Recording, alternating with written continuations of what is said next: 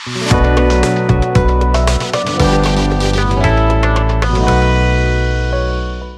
Students, जैसा कि हमने इंडियन पीपल एंड इकोनॉमी की क्लास में जो लास्ट लेक्चर किया था, पिछला ह्यूमन डेवलपमेंट वाला सेगमेंट हमने किया था, फिर उसके बाद हमने किया था ह्यूमन सेटलमेंट और उसको देखा था इंडिया के रेफरेंस में। आज उसी सीरीज में, उसी सीक्वेंस में हम अपना नेक्स्ट लेक्चर करेंगे जो है लैंड रिसोर्स एंड एग्रीकल्चर। ठीक है, इससे पहले मैं आपको एक बात बताना चाहूँगा कि अगर आपने समर्थ एग्जाम प्रेप की ऐप डाउनलोड नहीं की है तो आप समर्थ एग्जाम प्रेप की जो ऐप है उसको डाउनलोड कर लीजिए, ताकि आपको ज्योग्राफी डोमेन और अदर सब्जेक्ट्स के जो वीडियोज़ हैं या अदर रिसोर्सेज हैं वो वहाँ पे आपको इजीली और एक कंटिन्यूएशन में आपको क्या है प्राप्त हो सकें। तो आज हम बात करेंगे लैंड रिसोर्स और एग्रीकल्चर के बारे में। लास्ट क्लास में हमने बात की थी ह्यूमन सेटलमेंट के बारे में, और हमने क्या चीज़ देखी थी? हमने देखी थी कि सेटलमेंट रूरल, अर्बन और उनकी कैटेगरीज, फिर अर्बनाइजेशन की प्रोसेस, और इसको आगे बढ़ाते हुए हमने एंड किया था स्मार्ट सिटी वाला जो आपका बॉक्स है उसके साथ। मेरे को उम्मीद है कि आपने उस चैप्टर को अच्छे से रिवाइज कर लिया होगा, उसके नोट्स बना लिए होंगे। तो अब शुरू करते हैं लैंड रिसोर्स और एग्रीकल्चर। लैंड रिसोर्स और एग्रीकल्चर के बारे में जो मोटी मोटी बातें हैं, मैं आपको एक जर्नी थोड़ी सी करा देता हूं क्लास से पहले। लैंड रिसोर्स की जब बात आ रही है तो लैंड रिसोर्स में ये देखा जाता है, यहाँ पे देखा जा रहा है लैंड रिसोर्स में तो एक्चुअली खनिज भी आते हैं, लेकिन यहाँ पे जिस सीक्वेंस उसमें देखा जा रहा है, संदर्भ में इसको रेफरेंस में देखा जा रहा है वो है एग्रीकल्चर। इसी कॉन्टेक्स्ट में अपने को क्या है चीज़ों को देखना है। लैंड की जो रिसोर्सेबिलिटी है उसको हमें फर्टिलिटी के सेंस में यहाँ पे देखना है, क्योंकि एग्रीकल्चर को लैंड की जो फर्टिलिटी है वो क्या करती है, प्रभावित करती है। इसके अलावा और भी फैक्टर्स हैं, जैसे अवेलेबिलिटी ऑफ वाटर रिसोर्सेज, और लैंड जो कैसी है, टेरेन है वो किस तरीके की है, वो चीज़ें भी क्या करती है, उसको प्रभावित करती हैं। टेक्नोलॉजी का लेवल भी उसको प्रभावित करता है, और डिमांड किस तरीके की है मार्केट में, डिमांड की ओरिएंटेशन है, पॉपुलेशन का प्रेशर है, उसका घनत्व है, वो चीज़ें भी एग्रीकल्चर को क्या करती हैं, प्रभावित करती है। तो आपको करना क्या है, अपना चैप्टर साथ में खोलना है और उस चैप्टर को देखते जाना है, और जो चीज़ें आपको हाईलाइट कराई जाए, अंडरलाइन की जाए या की पॉइंट्स कुछ बताए जाए उसको आपको क्या करना है, अंडरलाइन या हाईलाइट कर लेना है। लैंड यूज की जो कैटेगरीज है, लैंड यूज बेसिकली है क्या कि हम जमीन को किस तरीके से इस्तेमाल में ले रहे हैं, किस पर्पज से वो इस्तेमाल में आ रही है। कैसे हो सकती है पर्पज, हम तो एक ऐसा हो सकता है हम उसके ऊपर बिल्टअप एरिया बना दें, यानी उसके ऊपर आवास योग्य जो पर्पज है उसमें हम उसको इस्तेमाल कर लें। दूसरा है हम उसके ऊपर एग्रीकल्चर करें। तीसरा है हम उसके ऊपर फॉरेस्ट लगा दें। चौथा है उसको हम बंजर छोड़ दें। पांचवा है हम उस पर इंडस्ट्री लगा दें। इस तरीके से उसके कई तरीके के इस्तेमाल हो सकते हैं।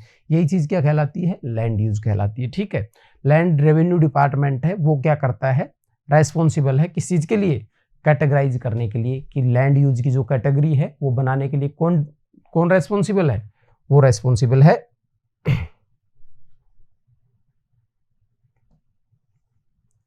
Land revenue department. ठीक है,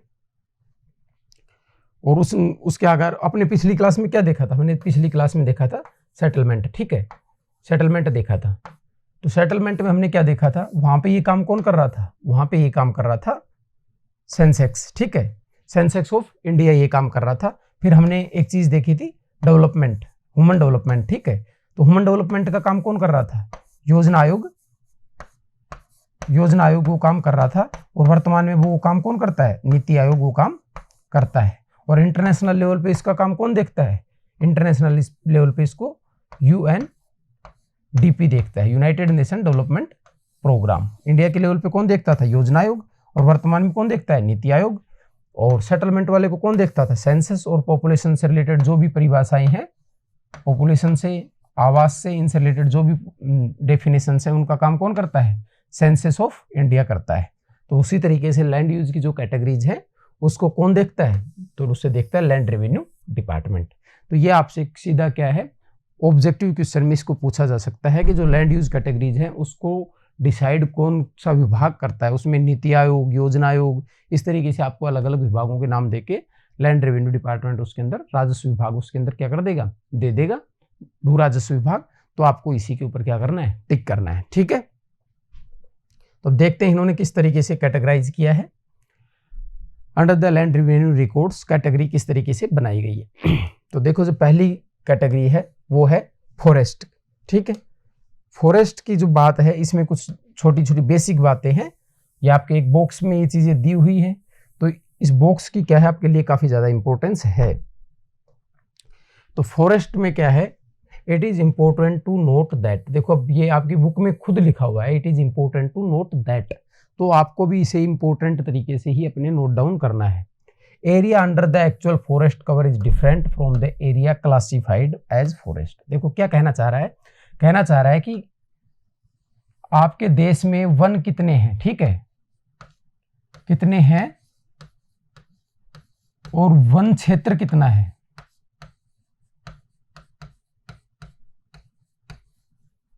ये दोनों अलग अलग बात हैं। समझ रहे हो बात को, वन क्षेत्र कितना है ये बात है कि वनों के लिए कितना क्षेत्र एलोकेट किया गया है, जरूरी नहीं है कि उसके ऊपर वन हो।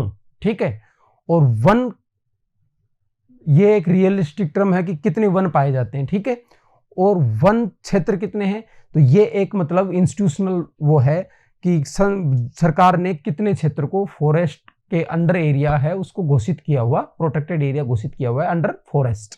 ठीक है, तो जरूरी नहीं उसके ऊपर सारे पे वन हो, ये बात आपको इसमें बताई गई है।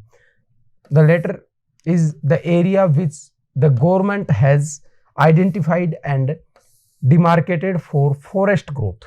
ठीक है, the land revenue records are consistent with the latter definition, thus there may be an increase in the category without any increase in the actual forest cover। ऐसा हो सकता है कि मान लो अपने यहाँ पे 10% एरिया को सरकार ने क्या कह दिया, ये अंडर फॉरेस्ट रहेगा हमारे यहाँ पे। ठीक है भाई,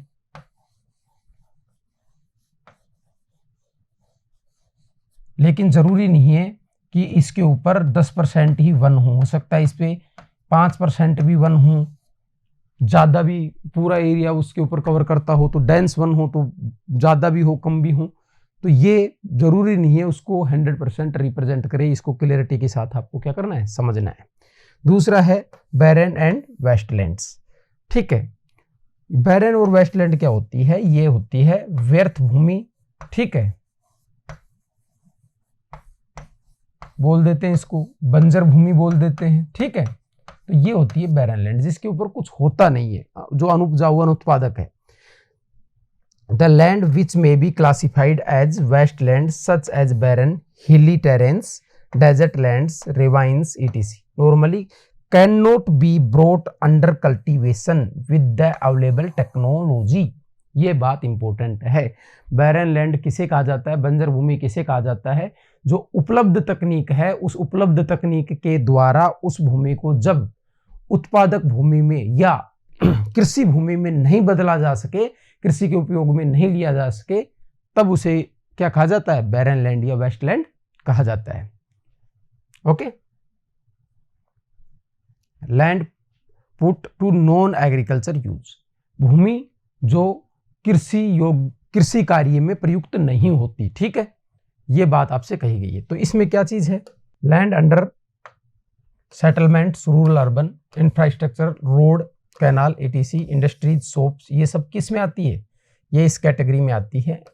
N exception in the secondary and tertiary activities would be lead to increase in the category of land use. देखो एग्रीकल्चर जो है ना, एग्रीकल्चर किस में आता है, प्राइमरी एक्टिविटी में आता है, वो किस पे बेस्ड है, पूरी तरीके से लैंड। तो ये किस चीज में, नॉन एग्रीकल्चर में। तो सेकेंडरी और टर्शरी एक्टिविटी में क्या है, एग्रीकल्चर आती ही नहीं है।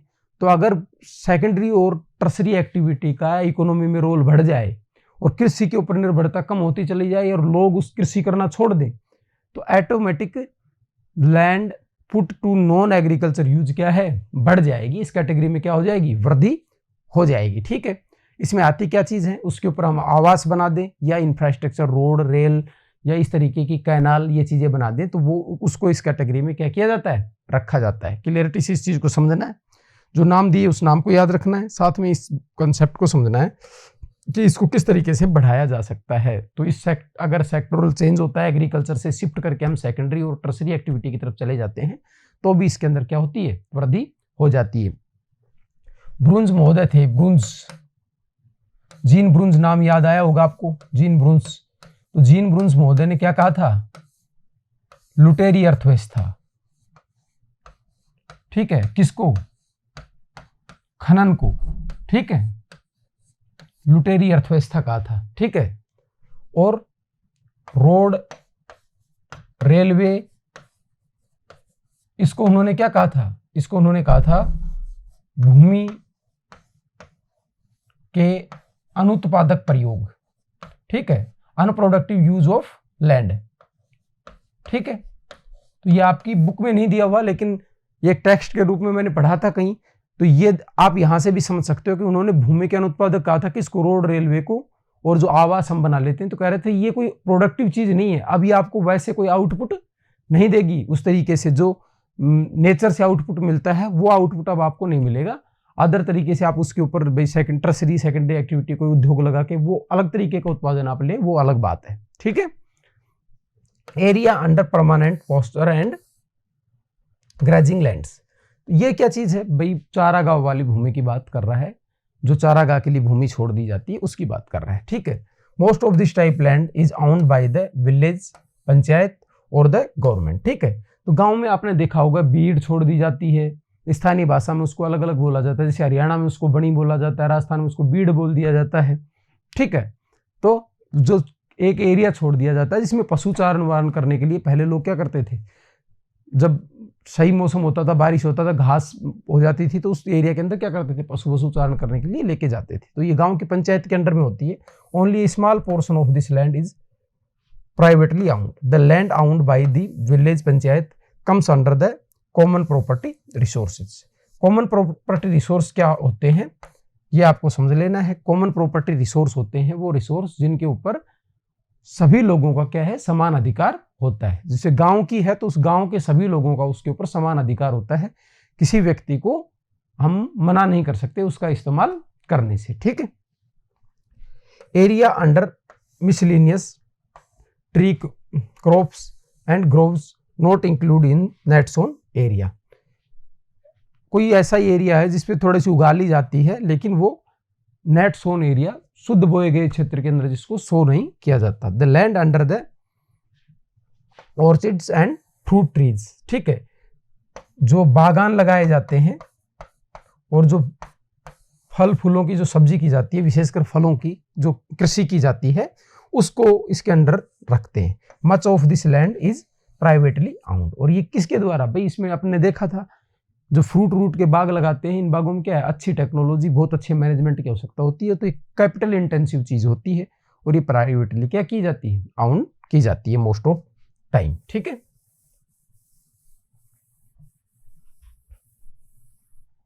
तो ये क्या चीज है, ये लैंड को किस तरीके से कैटेगराइज किया गया है, किसके द्वारा, रेवेन्यू डिपार्टमेंट के द्वारा, ठीक है। और कैटेगरी क्या है, कल्टीवेबल वेस्टलैंड। कल्टीवेबल वेस्टलैंड क्या होती है, लैंड अभी वेस्टलैंड तो है, ठीक है, वेस्टलैंड तो है अभी, ये वेस्टलैंड तो है लेकिन कल्टीवेबल है, मतलब कृषि की जा सकती है, ठीक है, वो भूमि है। बैरन कैसी होती है, जिसमें उपलब्ध तकनीक से कृषि की ही ना जा सके। जोर दे के इसलिए बोल रहा हूं क्योंकि ये दोनों डेफिनेशन में देके दो कथन बना के आपसे क्वेश्चन के रूप में पूछा जा सकता है। कल्चरेबल वेस्टलैंड और बैरन लैंड जो आए थे, तो लिख देगा बैरन लैंड में लिख देगा कि जिस भूमि पे कृषि नहीं की जा सकती, इस पे भी लिख देगा जिस भूमि पे कृषि नहीं की जाती। इस पे भी कृषि तो नहीं की जाती, लेकिन इस पे कृषि की जा सकती है अगर तकनीक लगाई जाए तो। इसको बस खाली छोड़ा हुआ है, जैसे चारागाह वाली भूमि थी, ठीक है, चारागाह वाली भूमि को भी अगर तकनीक वकनीक लगाई जाए तो उसमें क्या किया जा सकता है, फ्यूचर में कृषि की जा सकती है। लेकिन बंजर भूमि कौन सी होती है, जिसपे मॉडर्न जो टेक्नोलॉजी है अवेलेबल, जो हमारी टेक्नोलॉजिकल मीन्स ऑफ टेक्नोलॉजी है, उनसे हम उसे फर्टाइल बना ही नहीं सकते, एग्रीकल्चर के यूज में लेने लायक बना ही नहीं सकते, ठीक है। ये मैन इसके अंदर क्या है, फर्क है, ठीक है। Any land which is left fallow for more than 5 years, ठीक है, अपने गांव में जिसको क्या बोलते हैं, प्रतिभूमि छोड़ना, ठीक है, ठीक है।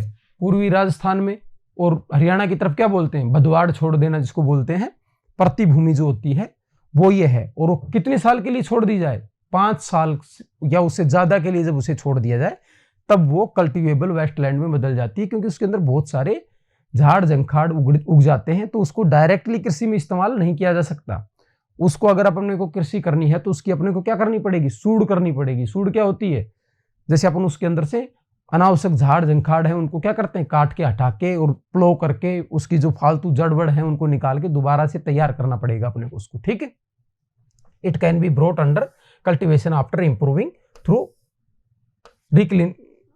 रिक्लेमेशन प्रैक्टिसेस, ठीक है। तो वापस से तकनीक लगा के इसको दोबारा से हम इसको इंप्रूव कर सकते हैं, ठीक है। करंट फैलो, इसमें क्या चीज आती है, this is land which is left without cultivation 1 और लेस ईयर, ठीक है। जैसे एक मौसम के लिए अपन ने क्या देखा होगा, कई बार आपने देखा होगा गन्ना बोया, किसी ने गन्ना बोया तो कह रहे यार भाई इस बार बधवाड़ छोड़ देंगे, गन्ना छोड़ दे ताकि जमीन में थोड़ी क्या आ जाएगी, जान आ जाएगी, ठीक है। या क्या कहते हैं कि भाई इस बार हमने इस पे ये 2 साल से इस खेत के अंदर हम लगातार ये क्रॉप ले रहे हैं, कपास बोली है, ऐसी चीज बोली, तो हम इसको 1 साल क्या करेंगे, खाली छोड़ेंगे। उससे क्या होता है, जमीन की थोड़ी सी नेचुरल जो रिवाइव होता है फर्टिलाइजेशन के अंदर वो चीज हो जाती है, ठीक है। लेकिन ये कितना होता है, 1 साल से कम का होता है, ये आपको क्या करना है, ध्यान रखना है, ठीक है। किस लिए किया जाता है, the land reoccupies the lost fertility through natural process, इसके लिए इसको छोड़ दिया जाता है, ठीक है। Fallow other than current fallow, ठीक है। This is also a cultivable land which is left uncultivated for more than a year but less than 5 year, ठीक है। वो क्या थी, 1 साल या 1 साल से कम थी, वो 5 साल से ज्यादा थी, ये 5 साल से कम लेकिन 1 साल से ज्यादा, तो इसमें कौन सी आ जाती है, follow other than current follow, ठीक है। तो ये करंट फॉलो है, ये 1 साल से कम है, बस आपको ये ध्यान रखना है, 1 साल से कम, ठीक है। ये 1 से तो क्या है, 1 से तो ज्यादा है और 5 से क्या है, कम है, ठीक है। 5 से कम है, 1 से ज्यादा है, ठीक है। और इसमें क्या है, ये 5 साल से ज्यादा है, ठीक है। This is also a cultivable land, ठीक है। हो गई बात इसके बारे में। नेट एरिया सोन, शुद्ध बोया गया क्षेत्र, ठीक है। The physical extent of land on which crops are sown and harvested is known as net sown area, वो क्षेत्र जिसके ऊपर फसलें बोई और काटी जाती है उसे क्या कहा जाता है, नेट सोन एरिया कहा जाता है। तो ये आपके कैटेगरी डिसाइड की हुई थी। इन कैटेगरीज के अंदर से मुझे लगता है कि एक सवाल अगर आपसे पूछा जाना है इस चैप्टर में तो मोस्ट प्रोबेबली यहां तक जो बात हुई है ना, इसमें से पूछे जाने की प्रबल संभावना है, ठीक है।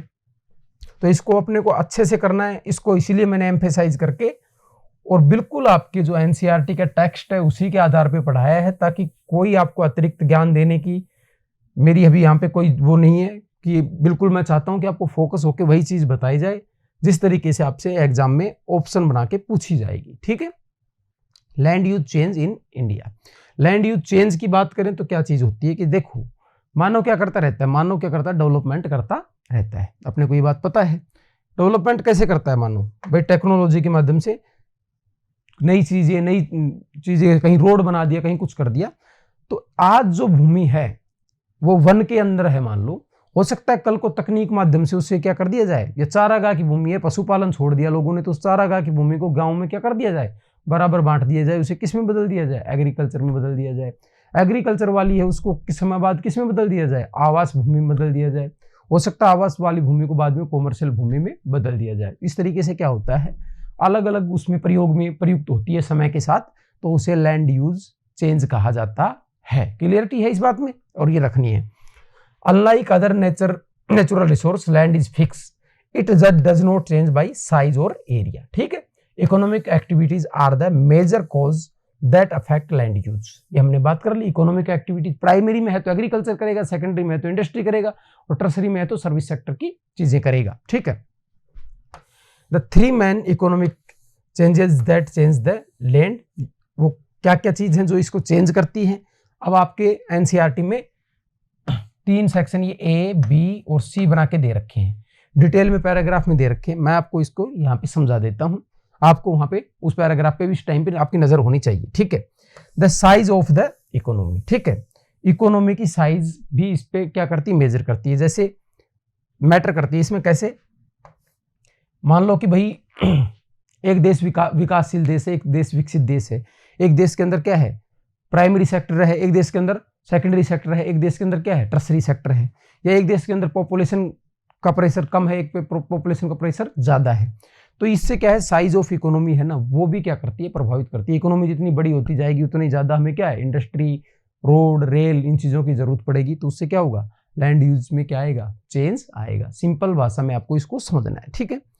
The composition of an economic, ठीक है, ये डिफरेंट सेक्टर्स की बात कर रहा है कि इकोनॉमी किस किस सेक्शन में बटी हुई है, ये उस चीज की बात कर रहा है। या अपन उसमें लिखी हुई है, प्राइमरी सेकेंडरी टर्सरी का एग्जांपल देके ये बात समझाई हुई है, ठीक है। Increasing pressure on agriculture lands, ठीक है, एग्रीकल्चर लैंड के ऊपर क्या है, प्रेशर बढ़ता जाता है। कैसे बढ़ता जाता है, जैसे जैसे पॉपुलेशन बढ़ती जाती है। आप रेवेन्यू डिपार्टमेंट के डाटा देखेंगे तो क्या देखेंगे कि जोतों का आकार लगातार भारत में कम होता जा रहा है, और जोतों का घटता हुआ आकार भारत के अंदर कृषि उत्पादकता को गिरा रहा है। साथ में एक जो हिडन अनएम्प्लॉयमेंट है, छिपी बेरोजगारी से बोलते हैं, और सीजनल अनएम्प्लॉयमेंट है, मौसमी बेरोजगारी से बोलते हैं, उसे क्या कर रहा है, क्रिएट कर रहा है। क्योंकि फार्म जब बड़ा होता है तो बड़े फार्म के अंदर ज़्यादा अच्छी टेक्नोलॉजी, मशीनरी और सिंचाई के अच्छे साधनों का प्रयोग करके अच्छा उत्पादन लिया जा सकता है। लेकिन जब जोत का बहुत आकार छोटा हो जाता है और मेड़ों में बट जाता है तो वो क्या है, कम उत्पादक रह जाती है, ठीक है। और वो होती कैसे है भाई, एक दादा के पास, किसी के दादा के पास कितनी बीघा जमीन थी, 10 बीघा जमीन थी। फिर उसके पापा लोग, कितने भाई थे, 4 भाई थे, तो उनके पास कितनी कितनी बीघा आई, मान लो, अब सीधा सीधा याद रखो, मान लो 12 बीघा जमीन थी तो उनके पास 3-3 बीघा आ गई। अब ये खुद 3 भाई हैं तो बाद में इनके पास कितनी, 1-1 बीघा जमीन बच जाएगी। तो इस तरीके से क्या होता है, इस तरीके से चीजें बदल जाती हैं, ठीक है। तो ये सेगमेंट, ये चीजें हैं जो क्या करती हैं, ये चीजें हैं जो लैंड यूज को बदल देती हैं। 3 जो बातें आपके इसमें बताई हैं, वो 3 बातें आपको फोकस करके चलनी है। The size of the economy, ठीक है, the size of the economy, ठीक है, और दूसरा the composition of the economy. इसमें क्या है, टर्सरी, सेकेंडरी और जो प्राइमरी सेक्टर वाला, जो सेक्टर वाइज जो चीजें बटी होती है उसकी बात कर रहा है। और इंक्रीजिंग प्रेशर ऑन, इसमें जो पॉपुलेशन वाला सेगमेंट है, कितनी पॉपुलेशन उसके ऊपर डिपेंड है, ये चीज बदल जाती है, ठीक है, ये चीज इसको प्रभावित करती है।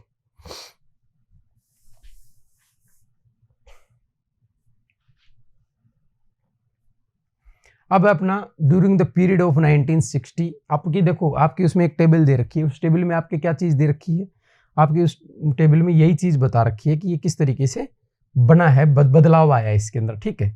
तो ये चीज आपने देखी होगी कि एक 1960 से लेकर 2008-9 के डाटा देखकर उसमें क्या किया गया है, कंपेरिजन किया गया है, ठीक है।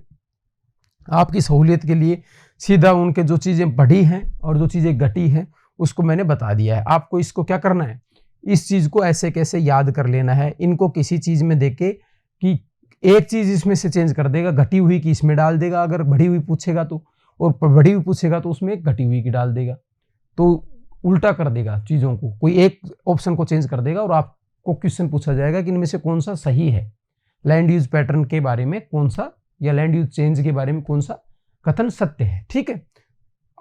तो एरिया अंडर फॉरेस्ट है, उसके अंदर क्या हुआ है, इस पे फोकस रखना है, लगातार इंक्रीज हुआ है, ठीक है। करंट फॉलो लैंड के अंदर क्या हुआ है, इंक्रीज हुआ है। करंट फॉलो लैंड के कौन सा है, 1 साल से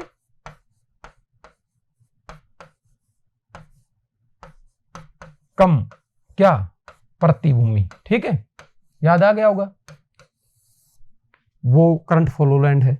area under non agriculture use, इसमें भी क्या हुई है, वृद्धि हुई है। और नेट सोन एरिया, इसमें भी क्या हुई है, वृद्धि हुई है, ठीक है। ये 4 सेगमेंट है जिनके अंदर क्या हुई है, वृद्धि हुई है। अब हम बात करेंगे जो सेगमेंट जो घटे हैं उन सेगमेंट के बारे में बात करेंगे।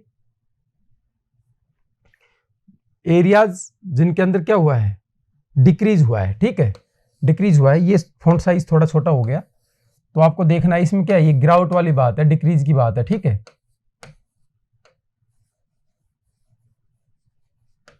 ठीक है, डिक्रीज वाला सेक्शन है ये। तो बैरन लैंड और वेस्टलैंड में क्या हुआ है, डिक्रीज हुआ है, ठीक है। कल्टीवेबल वेस्टलैंड में क्या हुआ है, डिक्रीज हुआ है। मतलब अब ऐसी भूमि कौन सी थी, कल्टीवेबल वेस्टलैंड, 5 साल से ज्यादा जो बंजर पड़ी हुई है उसमें कमी आई है। 5 साल के लिए कोई भी नहीं छोड़ता क्योंकि पॉपुलेशन प्रेशर बहुत ज्यादा बढ़ गया है। Area under permanent pasture and tree crops, इसमें भी क्या हुई है, कमी हुई है। चारागाह वारागाह के लिए जो भूमि छोड़ी गई थी अब उसको क्या किया गया है, उसका अदर पर्पज से यूज किया जाने लग गया। अब वो उतनी भूमि नहीं बची जितनी 1960 में थी। अब 2008 में उसमें क्या है, गिरावट आई है। फैलो अदर देन करंट फैलो, तो इसमें भी क्या आई है, गिरावट आई है। 5 साल से कम और 1 साल से ज्यादा वाली में भी क्या आई है, गिरावट आई है। ठीक है, ये आपको क्या करना है, ध्यान रखना है। ये आपके टेबल दे रखी है, इस टेबल में ये सारी चीजें बता रखी है। ये देख लो, फॉरेस्ट 17 से कितना हो गया, 23.3 हो गया। ठीक है,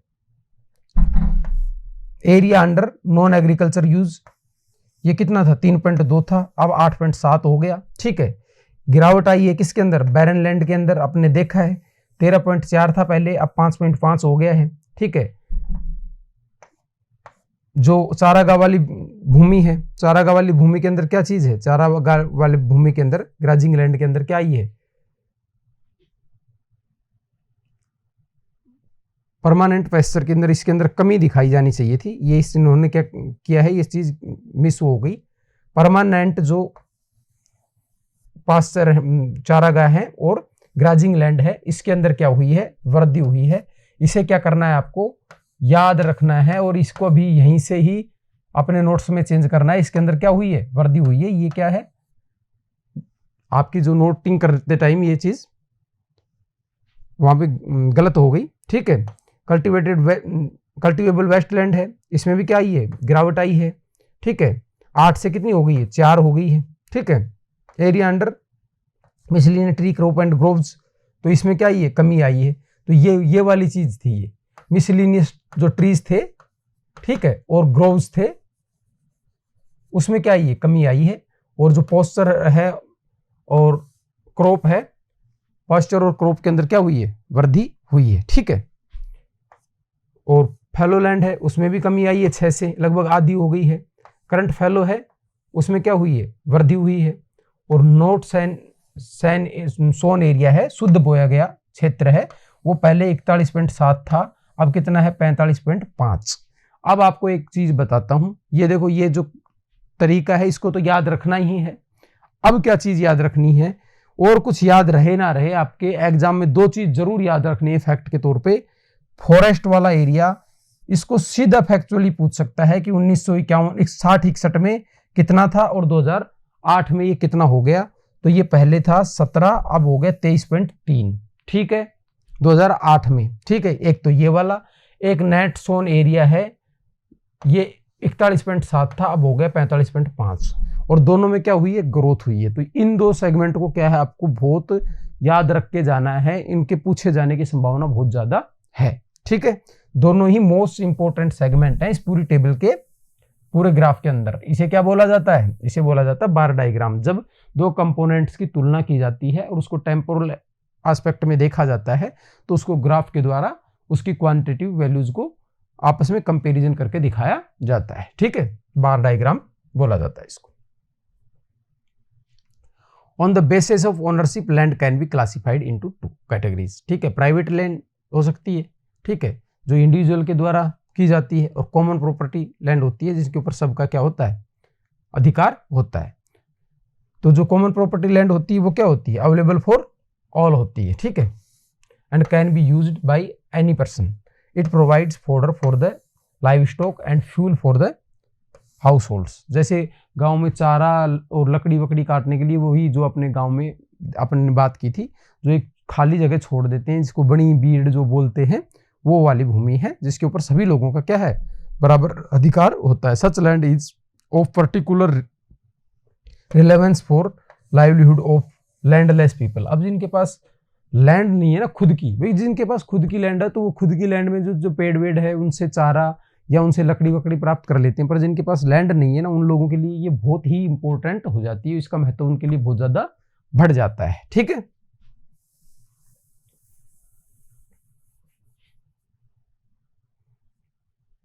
agriculture land use in India.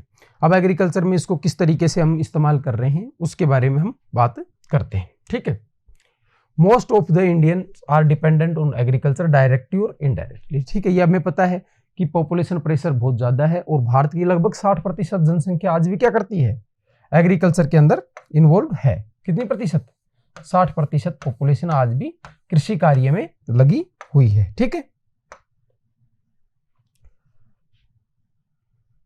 Agriculture is mainly land based activity. The role of quality of land important in agriculture. भाई भूमि किस प्रकार की है, उत्पादक भूमि है क्या अनुत्पादक भूमि है, या उत्पादक भी है तो उसमें कितना उर्वरक का इस्तेमाल करना पड़ रहा है, या जैसे गंगा की है या नदी घाटी की जो भूमि होती है उसमें बिल्कुल भी फर्टिलाइजर का इस्तेमाल नहीं करना पड़ता। तो इस तरीके से लैंड की जो क्वालिटी है वो काफी ज्यादा महत्व रखती है इसके अंदर। ठीक है, the more the land is fertile the more the give output production. ठीक है, भूमि जितनी ज्यादा फर्टाइल होगी उतनी ज्यादा उत्पादकता देगी। ये सारी चीजें क्या है आपके उसमें स्टेटमेंट के तौर पे दी गई है। Ownership of land resource is considered as a social status in rural area. गांव में इसको क्या माना जाता है, सोशल स्टेटस का मुद्दा माना जाता है, किसका, प्रतिष्ठा का। ठीक है, इसलिए भूमि विवादों में क्या देखते हैं अपन, बहुत से भूमि विवाद होते हैं, भाई भाइयों में सब में भूमि विवाद होते हैं। क्यों, क्योंकि उसको प्रतिष्ठा का विषय माना जाता है। ठीक है, it is also seen as security for credit natural hazards. और तो इसमें क्या है, अगर कोई संकट आ जाता है तो इसे एक तरीके से क्रेडिट के तौर पे भी देखा जाता है, जैसे साख के तौर पे देखा जाता है। अगर कोई संकट आ गया तो गांव का आदमी क्या करता है, गांव का आदमी जाता है और ये कहता है कि भाई मेरे को इतने पैसे दे दो हेल्प के लिए। अगर कहता तो लोग क्या कहेंगे, भाई इसके पास इतनी जमीन है यार, तो उसको क्या है सहायता मिलना क्या है आसान हो जाती है। लैंडलेस आदमी उसको क्या है सहायता मिलना क्या हो जाती है, मुश्किल हो जाती है। ठीक है, availability of total resources for agriculture use is calculated by adding up net sown area all fallow lands and culturable wastelands. ठीक है, जिसको कल्टिवेबल उसके ऊपर एग्रीकल्चर की जा सकती है वो वेस्टलैंड, फैलोलैंड जो खाली छोड़ी हुई है, और नेट सोन एरिया, इन तीनों को जोड़ के क्या किया जाता है, कैलकुलेट किया जाता है एग्रीकल्चर यूज के लिए देखा जाता है तब। तो ये तीनों आपको क्या करने हैं, याद रखने हैं। ठीक है, फिर बता रहा हूं तीनों आपके लिए इंपॉर्टेंट है। कौन से, ये एग्रीकल्चर यूज में जब भूमि को देखा जाता है तो उसमें क्या क्या देखा जाता है, नेट सोन एरिया, इसको जोड़ दिया जाता है किसमें, ऑल फैलोलैंड्स में, और किसको, कल्टिवेबल वेस्टलैंड्स को। इन तीनों को जोड़ के एग्रीकल्चर यूज के लिए जो भूमि है उसकी गणना की जाती है। ठीक है, तो इस तरीके के जो ये कॉम्बिनेशन है कौन सा किस में आएगा ये बहुत इंपॉर्टेंट हो जाता है क्वेश्चन के लिहाज से। ऐसी चीज को क्या है सीधा क्वेश्चन के रूप में पूछा जाता है एग्जाम में। ठीक है, क्रॉपिंग इंटेंसिटी इन परसेंटेज। ठीक है, इसको क्या है, ये फार्मूला आपके इसमें दिया गया है। इसको हिंदी में क्या बोलते हैं, हिंदी के स्टूडेंटों के लिए आपके नीचे एक बॉक्स बना के दे रखा है, इसे बोला जाता है शस्य गहनता। ठीक है, इसे हिंदी में क्या बोला जाता है, शस्य गहनता बोला जाता है। ठीक है, क्रॉप इंटेंसिटी। ठीक है, तो इसमें कैसे देखा जाता है, ग्रोस क्रॉप्ड एरिया कितना है, ठीक है, और नेट सोन एरिया कितना है, और उसको जब 100 से गुना कर देते हैं तो उसके जो परसेंटेज निकल जाती है उससे क्या है, शस्य गहनता आ जाती है। इसलिए कैसी ही बात है, आपके पास मान लो 10 बीघा जमीन है, लेकिन आप उसमें क्या करते हो, साल में 3 बार एग्रीकल्चर करते हो, तो आपकी क्या है, क्रॉप इंटेंसिटी बढ़ जाती है।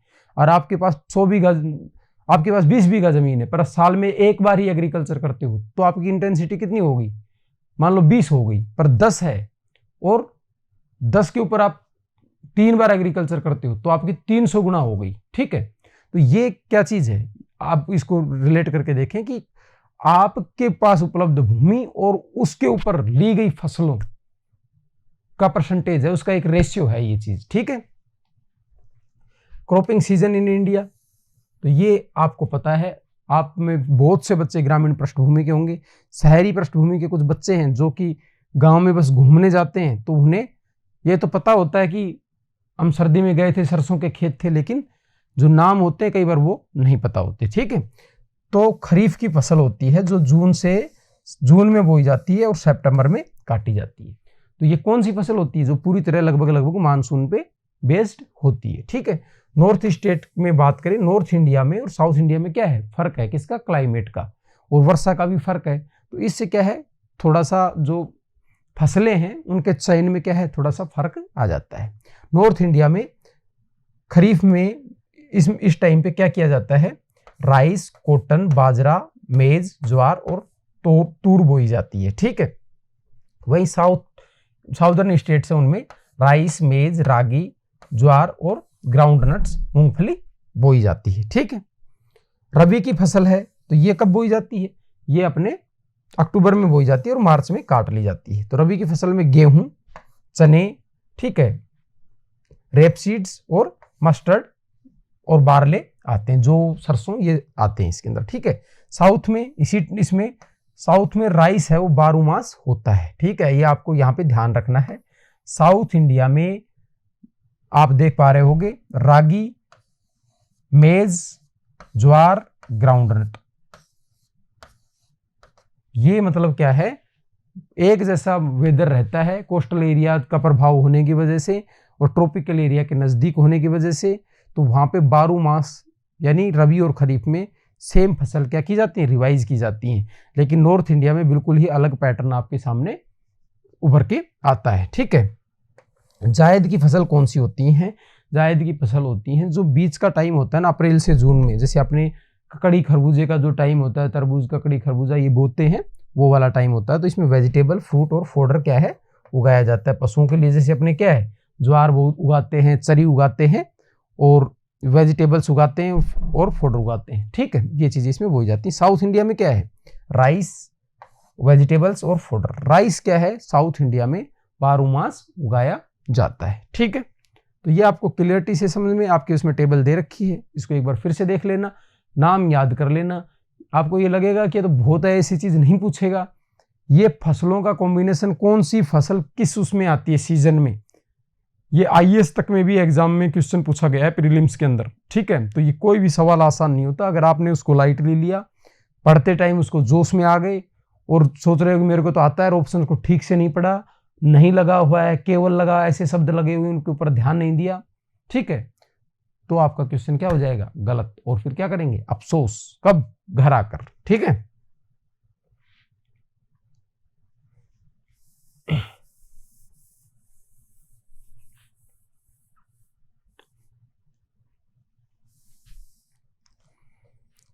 तो अब अपन बात करेंगे टाइप ऑफ फार्मिंग की, ठीक है।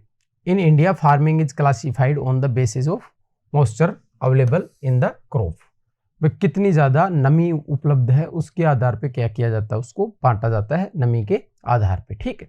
तो पहली है इरिगेटेड फार्मिंग। इरिगेटेड क्या होती है, जिसके अंदर सिंचाई की जरूरत होती है, ठीक है, सिंचित, ठीक है, सिंचाई की इसमें क्या होती है, आवश्यकता होती है। The main source of moisture for this farming is irrigation by various method, well to well, ठीक है, इसके माध्यम से इसमें क्या की जाती है, सिंचाई करके कृषि की जाती है। ये दो टाइप की होती है।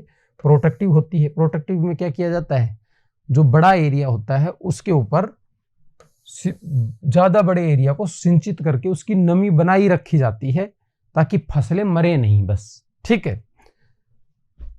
To protect the crop from adverse effect of the soil moisture deficiency, which often means that the irrigation act as a supplementary source of water over above the rainfall। बस जब बारिश के बीच में ड्यूरेशन बढ़ जाए, जैसे अपने देखा होगा कि बाजरे की जैसे अपने फसल होती है तो उसमें क्या किया जाता है, बाजरे की फसल बेसिकली किस पे, वर्षा पे निर्भर होती है। लेकिन जब सीजन में कई बार गैप ज्यादा हो जाता है, जिसे क्या बोलते हैं, मानसून गैप या मानसून अंतराल, हिंदी में उसको क्या बोला जाता है, अंतराल बोला जाता है। तो वो अंतराल जब ज्यादा हो जाता है तो बीच में क्या कहते हैं अपने गाँव में, थोड़ा सा छिटा दे दिया पानी का, मतलब फसल मरेगी नहीं, उसको थोड़ी जान मिल जाएगी, दोबारा बारिश आएगी तब तक के लिए, क्योंकि यहाँ पे वाटर बहुत ज़्यादा अवेलेबल नहीं होता, बस काम चलाने के लिए अवेलेबल होता है, फसलों को बचाने के लिए अवेलेबल होता है, ठीक है। दूसरी है प्रोडक्टिव फार्मिंग। इसमें क्या है, इसमें सफिशियंट वाटर होता है और सफिशियंट वाटर होने से क्या है, सोयल को क्या किया जाता है, सफिशियंट इरिगेट किया जाता है उसकी प्रोडक्टिविटी बढ़ाने के लिए। जैसे नहर वहरों के द्वारा गंगानगर और हनुमानगढ़ के क्षेत्र में अपन ये चीज़ देखते हैं, पंजाब में, पूरी हरियाणा में सफिशियंट मॉइस्चर होता है सोयल के अंदर और अच्छी वो दी जाती है उसको, क्या अच्छा उसको इरिगेट किया जाता है हाई प्रोडक्टिविटी के लिए। बस ये इन दोनों के अंदर फर्क है।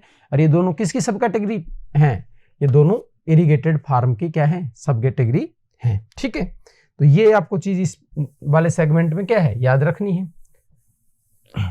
ये जो आपकी एक टेबल सी दे रखी है उससे जस्ट ऊपर ये चीजें लिखी हुई है और कोई हाईलाइट नहीं कर रखा इस बात को, तो इस पे हो सकता है कई बार ध्यान नहीं जाए। तो ऐसी चीजों को पढ़ते टाइम क्या करना है, ज्यादा ध्यान देना है। ऐसी चीजों पे क्या है, सवाल पूछा जा सकता है, प्रोटेक्टिव और प्रोडक्टिव। तो आपको लगेगा कि यार ये तो मैंने कहीं देखा ही नहीं, ये इस सेंस में तो मैंने इसको समझा ही नहीं। तो इसके ऊपर क्या करना है, फोकस करना, अपने दिमाग को थोड़ा जोर डालना है। अगर एक बार आपके दिमाग को उसके ऊपर फोकस हो गया, आपका दिमाग क्वेश्चन के ऊपर, तो आप एग्जाम में उस क्वेश्चन को कर ले जाएंगे। ठीक है, आपको लगेगा कि मैं ये बातें आपको बहुत बताता हूं लेक्चर के बीच बीच में, लेकिन देखो ये पढ़ाने का कोई मतलब नहीं है अगर आप पढ़कर भी उसको गलत करके आएंगे तो। और मैं आपको कुछ ऐसे मेथड बताऊंगा कि अगर नहीं भी पढ़ी हुई कोई चीज, तब भी आप कॉमन सेंस से इन मेथड से कई क्वेश्चंस को क्या कर सकते हो, हल कर सकते हो, सोल्व कर सकते हो। ठीक है, रेनफेड फार्मिंग की बात आती है तो इसे जो बरनी जैसे गांव में जो बरेनी, कई अलग लोकल उसमें एग्जैक्ट ये बरेनी बोला जाता है इसको, बरेनी। ठीक है, the main source of moisture for this farming is rainfall. ठीक है, इसमें मेन जो सोर्स होता है वो क्या होता है, वर्षा ही होता है, और ये दो तरीके की होती है। ठीक है, dryland farming and wetland farming. Dryland farming क्या होती है, largely confined to the region having rainfall less than 75%। ठीक है, ये देखो आप बात, अब ये ऐसा डाटा है ना, ये बहुत इंपॉर्टेंट हो जाता है। ड्राईलैंड फार्मिंग के अंदर कितना प्रतिशत, कितना सेंटीमीटर रेनफॉल चाहिए, 100 सेंटीमीटर, 75 सेंटीमीटर, 25 सेंटीमीटर, 100 सेंटीमीटर से ज्यादा, बस ये सवाल बन गया। तो ये स्पष्ट आपके दिया हुआ है, तो इसको स्पष्टता से क्या रखना है, याद रखना है, कितना, 75। ठीक है, these regions grow hardly and drought resistant crops such as ragi, bajra. ठीक है, तो ये क्या है, हार्ड, जिसको मतलब अपने कठोर और सूखा सह बोला जाता है हिंदी में। ठीक है, ड्रोट रेजिस्टेंस। ठीक है, सूखा सह। तो ये सूखा सह कौन सी फसलें होती हैं, जो कहते हैं कि मरेगी नहीं, बस बारिश हो ना हो ऐसे सिकुड़ के एक तरीके से रहेगी, और जैसे ही थोड़ी सी बारिश हो जाएगी तो दोबारा से हरी भरी हो जाएगी और लास्ट में कुछ खाने लायक प्रोडक्शन दे देगी। ठीक है, तो ये सूखा से फसलें होती हैं। हमारे देश की प्रोडक्टिविटी बढ़ाने पे अभी जो नई क्रांति की बात की जा रही है, उस चीज़ पे जियोग्राफर स्वामीनाथन और जो अपने जो लोग हैं, थिंकर्स हैं, उन लोगों ने इस चीज़ पे सलाह दी है कि जिस क्षेत्र के अंदर जैसी एग्रोक्लाइमेटिक कंडीशन है उसी तरीके की फसल बोई जाए। जहाँ पे सिंचाई नहीं है वहाँ पे आप सिंचित वाली फसलें बोओगे कब तक, जब तक आपके पास ग्राउंड वाटर है। पर एक बार ग्राउंड वाटर भी नीचे चला गया ना, तो बाद में आप उसमें सूखा सह फसलें भी नहीं उगा पाओगे, क्योंकि वो भी थोड़ी बहुत नमी है, वो लंबी जड़ होने की वजह से नीचे से लेती है, तो उनको भी नहीं मिलेगी, तो वो एरिया फ्यूचर में पूरी तरीके से बंजर भूमि में बदल जाएगा। ठीक है, तो ये होती है रेजिस्टेंट होती है, थोड़ी सी सूखा को ज्यादा लंबे समय तक सहन कर पाती हैं। एग्जाम्पल के तौर पर याद रखना है, रागी, बाजरा, मूंग, ग्राम और गौर। ठीक है, ये फसलें हैं, आप गांव में आपने देखी होगी। ज्यादातर इसमें कौन सी फसलें, नॉर्थ इंडिया में खरीफ की फसलें इसके अंदर आती। On the other hand the wetland farming, the rainfall is in excess. Soil moisture क्या है, रेनफॉल की वजह से क्या होता है, खूब ज्यादा रहता है। Requirement of plants during rainy season, such regions में face flood and soil erosion hazards. इनमें क्या हो जाता है, बहुत ज्यादा पानी आ जाता है, तो इनमें क्या हो जाता है, सोइल इरोजन और ये चीजें आ जाती है। तो इनमें कैसी फसलें बोई जाती हैं, जो थोड़ा पानी को ज्यादा रेजिस्टेंट हो पाने के लिए। ये क्या करते हैं, वेरियस वाटर इंटेंसिव क्रॉप उगाते हैं, जिसमें आती है राइस, जूट और शुगर कैन। गन्ना, जूट या हिंदी में बोलते हैं पटसन, और राइस यानी चावल। ठीक है, तो ये आपको याद रहेगा, अब आप इसको नहीं भूलेंगे।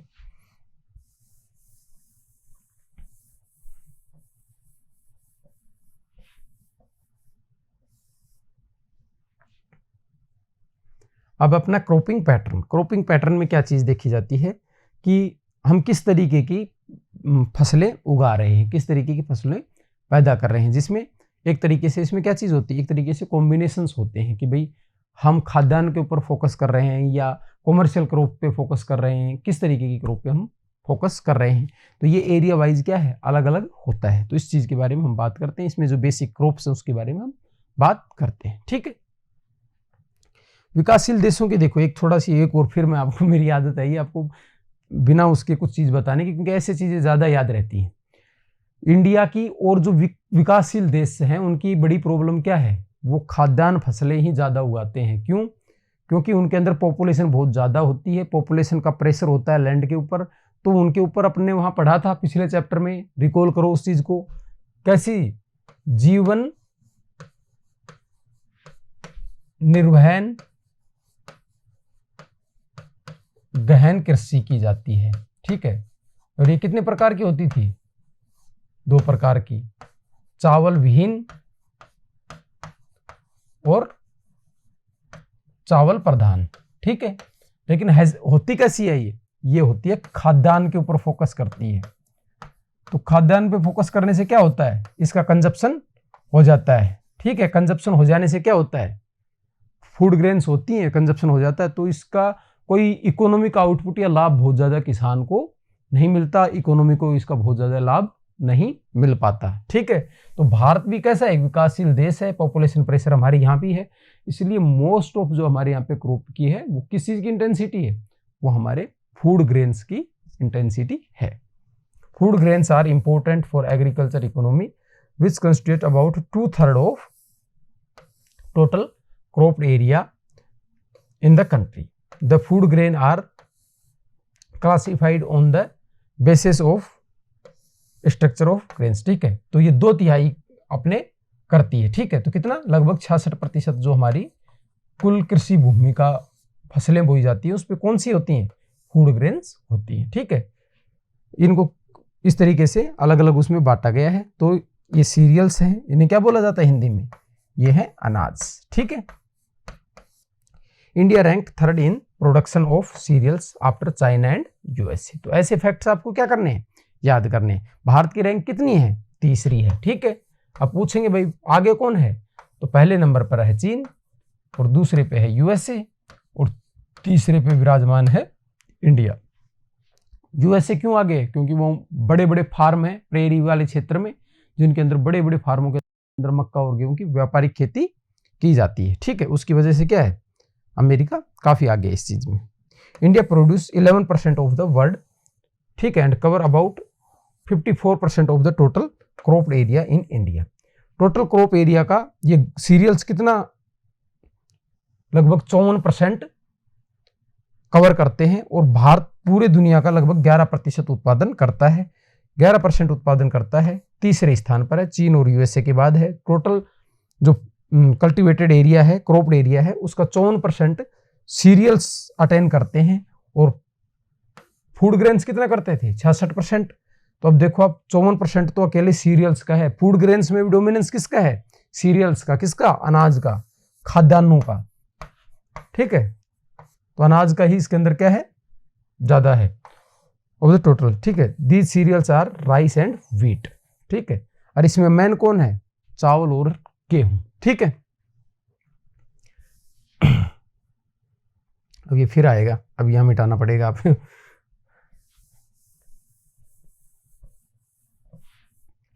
अब है राइस की बात करते हैं। तो rice it is the most important food crop of India which feed more than half of our population. ठीक है, आधी जनसंख्या से ज्यादा के पेट पालन का काम करता है चावल। ठीक है, इंडिया रैंक्ड 2nd। ठीक है, 2nd रैंक रखी है भाई हमने इसमें। ठीक है, विद द प्रोडक्शन नियरली 22%। ठीक है, 22% क्या करते हैं, उत्पादन करते हैं।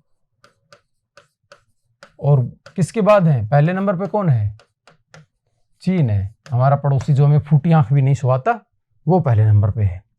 States like West Bengal, Punjab, Uttar Pradesh are major rice producing states in India. North western, ठीक है, like Himachal region, it is grown as a kharif crop.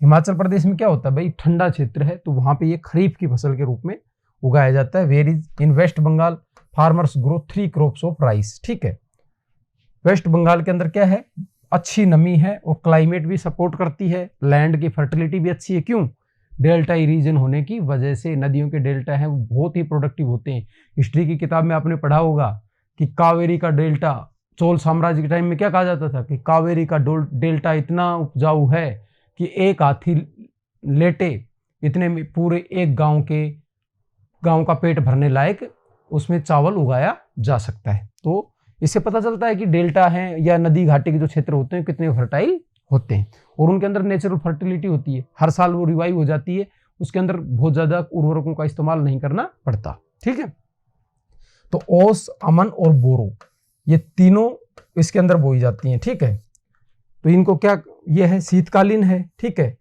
ये बसंतकालीन है और ये ग्रीष्मकालीन है। तीन अलग अलग टाइम पे क्या किए जाते हैं, इसमें ये फसलें बोई जाती हैं। ठीक है, वीट की बात करते हैं इंडिया से। अब ये क्वेश्चन क्या बनेगा इस पे, देखो ये तो क्वेश्चन बनेगा ही बनेगा, ये भी एक क्वेश्चन बन सकता है। ओस, अमन, बोरो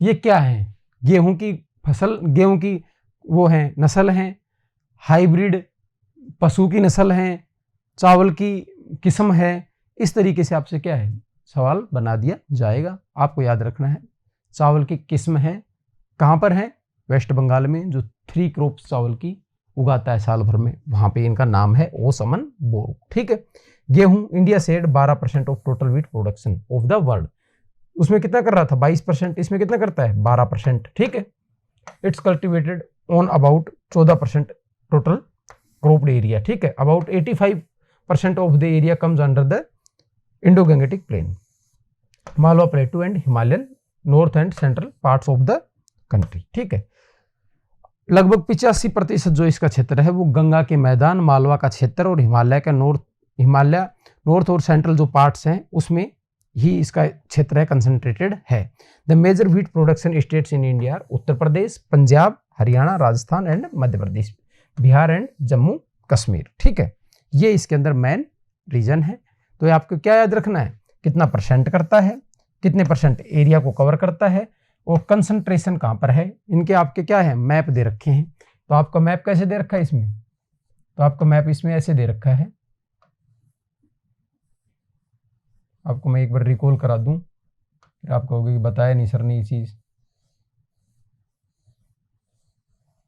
तो चावल का क्षेत्र तो कैसे दे रखा है आपको, चावल का क्षेत्र तो आपको यहाँ पे ऐसे दे रखा है, मेनली कंसंट्रेटेड है, थोड़ा सा यहाँ पे पंजाब हरियाणा वाला क्षेत्र है, यहाँ पे चावल है।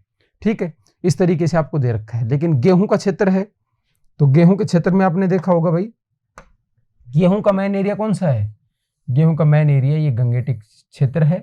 ठीक है, और ये मालवा रीजन है, मालवा का पठार है, और इधर हिमाचल में इनमें बसंतकालीन शीतकालीन गेहूं क्या किया जाता है, बोया जाता है। ठीक है, तो ये आपके मैप में इस तरीके से चीजें दे रखी है।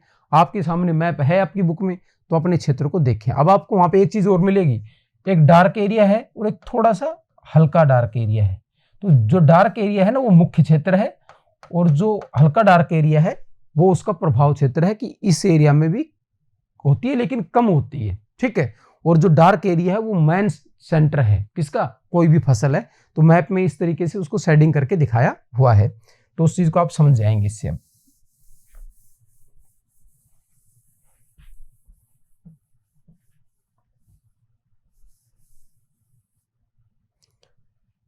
तो अब अपनी फसल है भाई कोर्स ग्रेन्स। ठीक है, कोर्स ग्रेन में क्या चीज है, कोर्स ग्रेन में है मोटे अनाज। ठीक है, मोटे अनाज इसके अंदर आते हैं।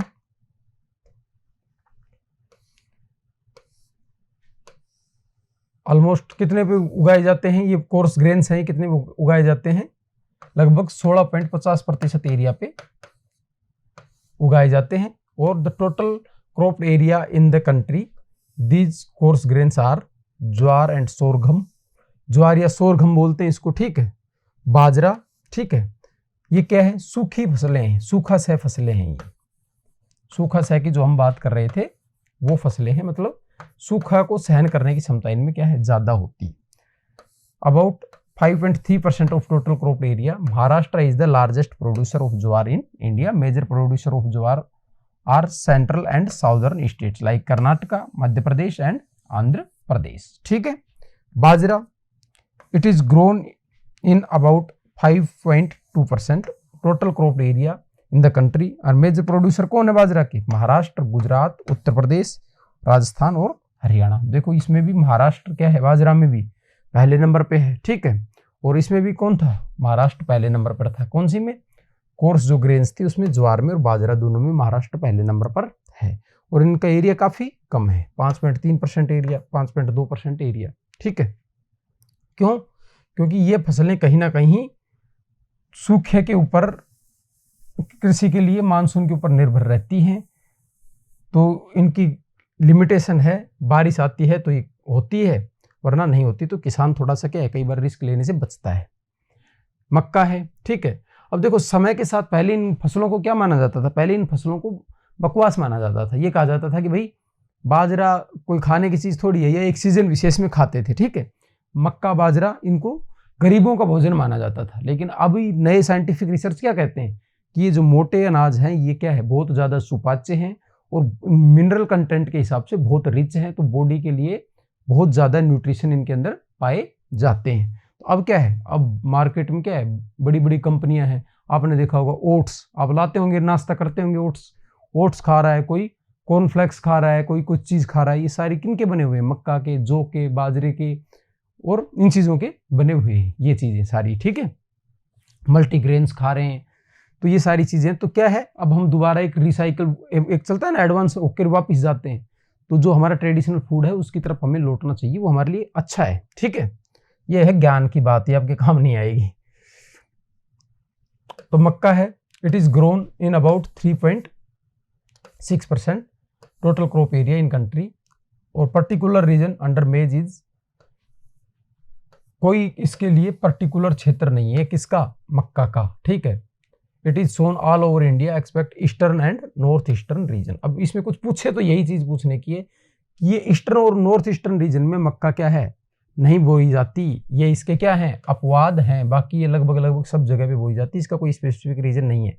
The leading producer are Madhya प्रदेश, आंध्र प्रदेश, तेलंगाना, कर्नाटक, राजस्थान, उत्तर प्रदेश, ठीक है। मोटे अनाज के ज्यादातर के यही है, ठीक है, आपको ये ध्यान रखना है। प्लसेज, तो ये क्या है, ये दालें हैं। Are grown in India about 11% area, total crop area जो है उसका 11% पे बोई जाती है। India is one of the largest producer of pulses as it cultivates about 20% pulses of the world. दुनिया की 20% दालें हम उगाते हैं और 11% क्षेत्र हमारा ये कवर करती है, और हम दुनिया में पहले स्थान पर हैं। अब चाइना हमारी तरफ देख रहा होगा, अरे यार ये क्या कर दिया इन्होंने, ठीक है। पल्सार लेगम क्रॉप्स, ठीक है।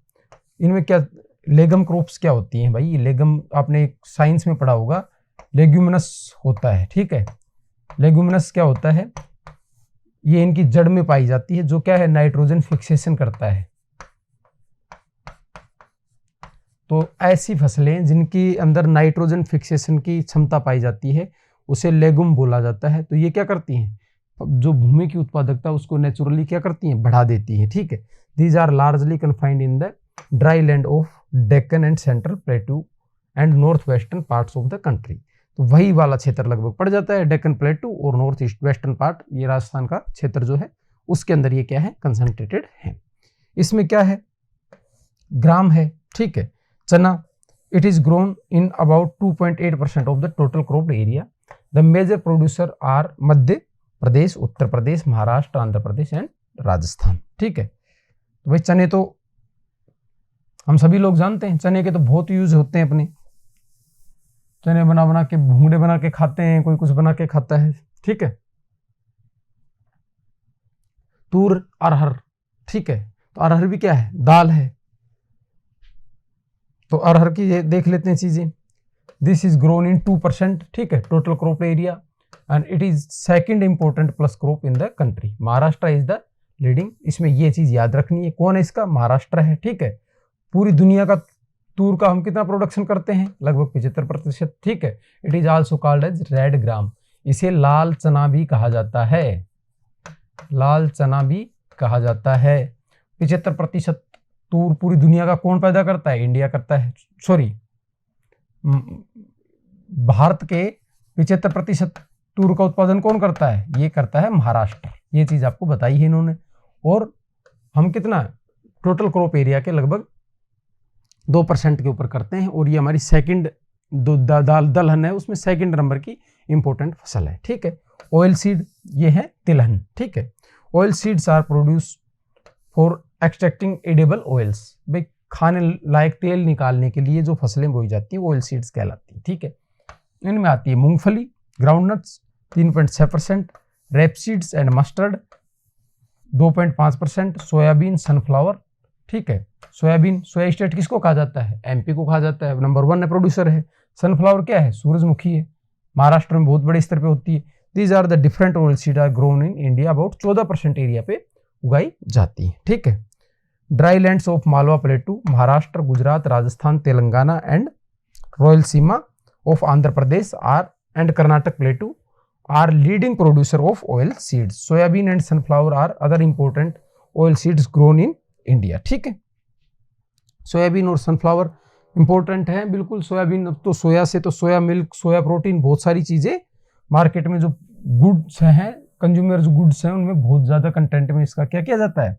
इस्तेमाल किया जाता है। और अब तो बहुत से लोग आप में क्या है, पनीर की जगह सोयाबीन चाप भी खाने लग गए हैं मिलावट से बचने के लिए।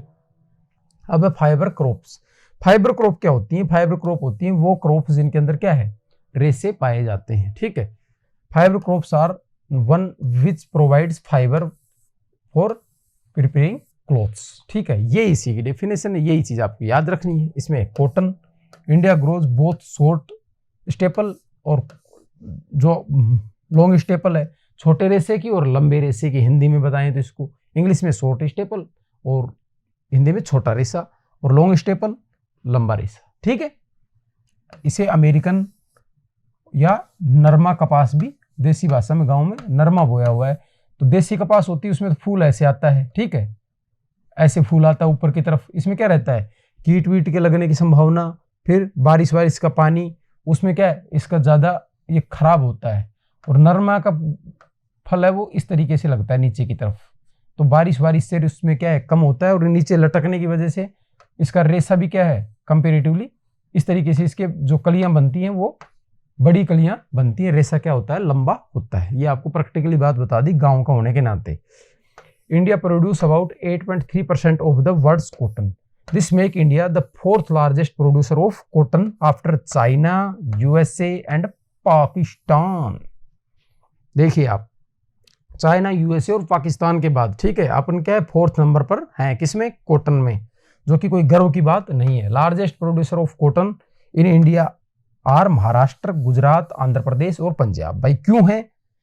काली मिट्टी को क्या कहा जाता है? रेगुर मिट्टी, कपासी मृदा भी कहा जाता है, जिसके अंदर लोहांश होता है और कपास की उत्पादकता में काफी महत्वपूर्ण भूमिका निभाती है। महाराष्ट्र, गुजरात और आंध्र प्रदेश का ये क्षेत्र है, दक्कन का पठार का, लावा पठार का क्षेत्र है। तो इस क्षेत्र के अंदर नेचुरली काफी अच्छा एनवायरनमेंट है। किसके लिए? कपास के लिए। तो ये लीडिंग स्टेट है। पंजाब और हरियाणा ये अब कपास के क्षेत्र में उतरे हैं। क्यों? अपनी जो फर्टाइल कंडीशंस हैं, सिंचाई का जो इन्होंने अच्छा स्ट्रक्चर डेवलप कर लिया है, उसके आधार पे ये अब उत्पादन करने लग गए हैं। ठीक है। जूट है, जूट दूसरी रेशे वाली दूसरी कपास है, और इंडिया क्या करता है?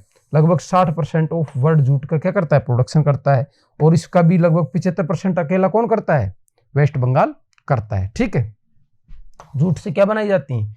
जूट के बोरे बनाए जाते हैं। भाई जो बोरे होते हैं वो बोरे इसके बनाए जाते हैं, जूट के।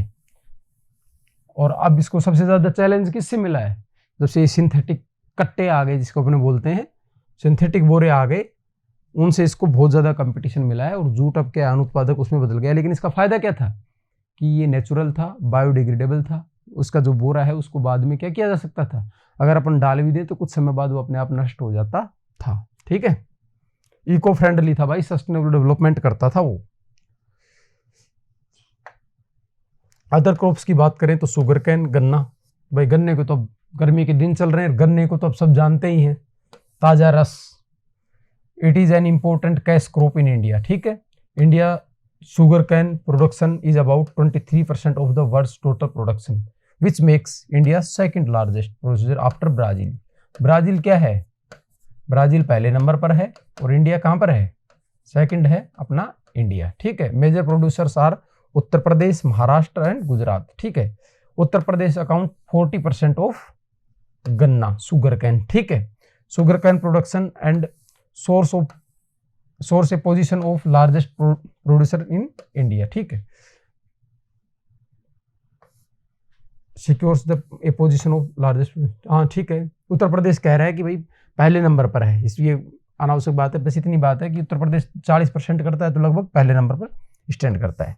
दूसरी बात है टी क्या है, असम 53% टी उत्पादन करता है, और टी का 53% उत्पादन अगर कर रहा है तो ही is largest producer of tea in India. Other states are West Bengal and Tamil Nadu, ठीक है। कॉफी की बात कर लेते हैं, कॉफी भी भाई आएगा टाइम, अभी सब्र रखो। India is the 7th largest producer of coffee in the world, ठीक है, विच अकाउंट्स अबाउट 3.2% शेयर, ठीक है। दुनिया में कौन से रैंक पे हम लोग? 7वें स्थान पर हैं, ठीक है। अगर इसको देखो, इसके मैं अभी लेटेस्ट डाटा भी आपको जो 2021 के FAO फूड एग्रीकल्चर ऑर्गेनाइजेशन है उसके जो डाटा है वो आपको प्रोवाइड करवा दिए जाएंगे, लेकिन आपको यही डाटा याद रखना है। हाँ, स्पेसिफिकली अगर हाल या वर्तमान में पूछे, इस तरीके से इस सेक्शन में पूछे आपसे, तब आपको उस डाटा को इस्तेमाल करना है, वरना आपको अपनी NCERT के डाटा को इस्तेमाल करना है, ठीक है। Karnataka is the largest producer of the coffee that produce more than 66% India total coffee, ठीक है। कहाँ पे? मलनाड क्षेत्र है, कहाँ पे? कर्नाटक में।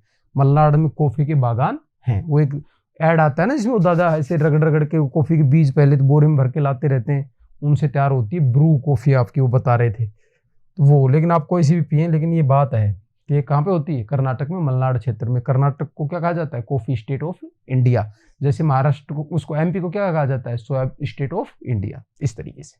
असम क्या हो गया? Tea state of India. और वेस्ट बंगाल क्या हो गया? Jury state of India. तो इस तरीके से भाई सारी चीजें आपके सामने तैयार जानी चाहिए। ओसमन बोरो क्या है? चावल की 3 किस्में हैं जो कहाँ उगाई जाती हैं? वेस्ट बंगाल में उगाई जाती हैं, ठीक है। अब देख लो, आपको सारी चीजें याद हैं। Agriculture development in India, about 54.6 of population is engaged in agriculture activity according to the census 2011, and about 57 of its land is used for cultivation of various crops in India, whereas world average is only 12%. अब देखो, total land का हम क्या है? 57% किस में use करते हैं? कल्टीवेशन पर्पज में यूज करते हैं, जबकि दुनिया में ये औसत 12% ही है। लेकिन हम कृषि में पिछड़े हुए क्यों हैं? अब ये सवाल उठता है, ये बड़ा सवाल है। इसका रीजन ये है कि हमारे यहाँ पर प्रति हेक्टेयर उत्पादकता काफ़ी ज़्यादा कम है, और उत्पादकता कम होने की वजह से बड़े क्षेत्र में उगाने के बावजूद भी हम क्या हैं? बड़े प्रोड्यूसर नहीं बन पाए। नंबर 1 बात। नंबर 2 बात, हमारे यहाँ पर पॉपुलेशन प्रेशर बहुत ज़्यादा है, तो जब हम उगाते हैं उसको हम यहाँ पे अपने यहाँ पे क्या कर देते हैं? कंज्यूम कर देते हैं। तो हमारा निर्यात में उस जो बाहर भेजते हैं या उससे आमदनी होनी चाहिए, उसमें हमारी भूमिका क्या हो जाती है? नगण्य हो जाती है, ठीक है। The land human ratio in India is only 0.31 hectare, where is the world is almost double, ठीक है। दुनिया में एक आदमी के हिस्से कितनी जमीन आती है? पूरी दुनिया का औसत है 0.59 हेक्टेयर, ठीक है। और इंडिया में कितना है? 0.31 हेक्टेयर। एक आदमी के हिस्से इतनी ज़मीन इंडिया में आती है, और अब ये धीरे धीरे क्या होती जा रही है? कम होती जा रही है पॉपुलेशन प्रेशर की वजह से। और जो सेक्शंस हैं जैसे रोड, रेलवे या इंडस्ट्री या रिहायशी, इनमें भूमि का इस्तेमाल हो जाने की वजह से धीरे धीरे प्रति हेक्टेयर जो है वो प्रति व्यक्ति उपलब्ध भूमि है वो कम होती जा रही है। जोतों का आकार क्या होता जा रहा है? घटता जा रहा है, जो कि अच्छी स्थिति नहीं है। स्ट्रेटजी ऑफ डेवलपमेंट, अब भैया अब आपके सामने समस्या तो आ गई थी, आपने देख ली। अब आप क्या हो? आप जियोग्राफर हो, और इन लोगों ने ये मान लिया है कि आप क्या करोगे? समस्याओं का समाधान करोगे, सस्टेनेबल डेवलपमेंट की नींव रखोगे इंडिया के अंदर। तो अब आपसे पूछेंगे ये स्ट्रेटजी, और अब आप एक एक स्ट्रेटजी बताओगे इनको। Before independence Indian agriculture was largely substance nature. This period was frequently witnessed severe droughts, famines and food shortage. About 1/3 of the irrigated area went to Pakistan, Consequently, government took several steps to increase the production of food grains. ठीक है, तो भाई उत्पादक क्षेत्र था वो कहाँ चला गया था, पाकिस्तान की तरफ चला गया था हमारा 1/3 लगभग। और हमारे यहाँ पे सूखे और अकालों की वजह से, सिंचाई तंत्र पर्याप्त मजबूत नहीं होने की वजह से और जनसंख्या प्रेशर होने की वजह से, इन सारी वजहों से क्या हो गई थी, हमारे यहाँ पे खाद्यान्न की बहुत बड़ी समस्या हो गई थी। तब हमारे श्री लाल बहादुर शास्त्री जी ने नारा दिया था, जय जवान जय किसान। फिर हमारी इंदिरा गांधी जी ने क्या किया था, हरित क्रांति वाली बात की थी। स्वामीनाथन जी ने क्या किया था, इंडिया के अंदर हरित क्रांति के जनक कहे जाते हैं, और पूरी दुनिया में हरित क्रांति के जनक किसको माना जाता है, नॉर्मन बोरलॉग को। ठीक है, ये सारी बातें हैं। वेयर अडोप्टेड इन विच, तो ये हमने स्ट्रेटजी बनाई, switching over from cash crops to food crops. सबसे पहले हमने क्या किया, जो कैश क्रॉप्स उगाते थे जैसे कपास, गन्ना, ये इस तरीके की जो फसलें उगाते थे, उससे हटकर हम किसके ऊपर आए, फूड क्रॉप्स के ऊपर आए कि हमें इस भूमि पर भी क्या करना है, फूड क्रॉप्स करनी है। किसके लिए, फूड सिक्योरिटी लाने के लिए। दूसरा हमने क्या किया, intensification of cropping over already cultivated area. जो कल्टिवेटेड एरिया था जिसपे हम एक फसल ले रहे थे उस पे 2, और जिसपे 2 ले रहे थे उस पे 3 फसल लेने की हमने क्या बनाई, रणनीति बनाई, गहनता बढ़ाई हमने। Increasing cultivated area by bringing cultivable and follow land. ठीक है, जो भूमि थी उसके अलावा और जो भूमि थी जिसे क्या किया जा सकता था, कल्टिवेबल बनाया जा सकता था, उसको भी हमने तकनीक लगा के और इन्वेस्टमेंट करके, सिंचाई का प्रबंध करके कल्टीवेटेड लैंड में बदला। ये 3 स्टेप हमने क्या किए, उठाई, स्ट्रेटजी हमने यहां पे बनाई। ठीक है,